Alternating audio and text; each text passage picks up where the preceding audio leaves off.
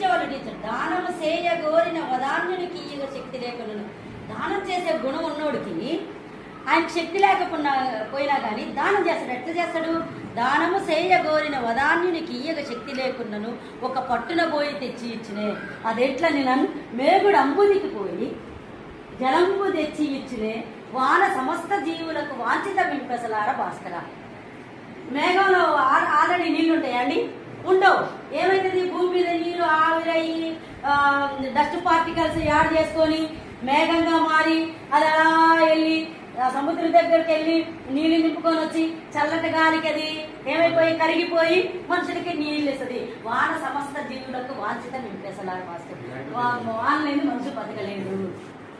దానగుణానికి మేగుడికి ఎంత, మేఘానికి ఎంత లింకప్ చేశారు. అసలు ఆ పద్యము నేర్పడం వల్ల ఏమవుతుందంటే సార్, ప్రధానంగా లోపల కొన్ని గుణాలను కూడా మనం పిల్లల్లో ఇన్స్టిట్యూట్ చేస్తాం. వాళ్ళకి హృదయంలో గుండెలో చేర్చుతాం. భాష వస్తుంది, ధారణ శక్తి వస్తుంది. నాలాంటి పిరికోళ్ళు కూడా మీలాంటి గొప్పోళ్ళ ముందు ఓ పద్యం చెప్పే ధైర్యం వస్తుంది.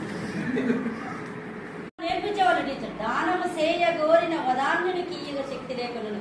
దానం చేసే గుణం ఉన్నోడికి ఆయనకు శక్తి పోయినా కానీ దానం చేస్తాడు. ఎట్లా చేస్తాడు? దానము సేయ గోరిన వదాన్యునికి ఈయగ శక్తి లేకున్నను ఒక పట్టున పోయి తెచ్చి ఇచ్చినే. అదెట్లని నన్ను మేగుడు అంబుదికి పోయి జలంబు తెచ్చి ఇచ్చినే వాన సమస్త జీవులకు వాంఛిత మింపెసలార భాస్కర. మేఘంలో ఆల్రెడీ నీళ్లు ఉంటాయండి? ఉండవు. ఏమైతుంది? భూమి మీద నీరు ఆవిరయ్యి డస్ట్ పార్టికల్స్ యాడ్ చేసుకొని మేఘంగా మారి అది అలా వెళ్ళి సముద్రం దగ్గరికి వెళ్ళి నీళ్లు నింపుకొని వచ్చి చల్లటి గాలికి అది ఏమైపోయి కరిగిపోయి మనుషులకి నీళ్ళు ఇస్తుంది. వాన సమస్త జీవులకు వాంఛిత నింపేసలాగా భాస్కర్. వానలేని మనుషులు బతకలేడు.